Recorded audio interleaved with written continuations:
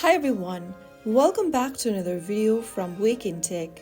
Today in this video, I'm going to show you how to check your transaction history on Bybit.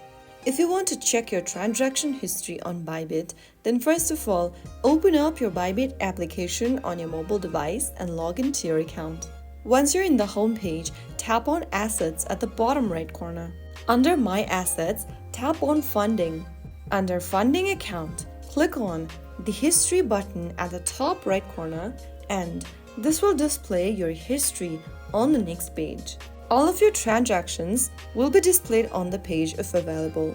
Each transaction entry provides details such as coin type, chain type, quantity, date and time, etc. So that's how you will be able to find your transaction history on Bybit application using mobile device.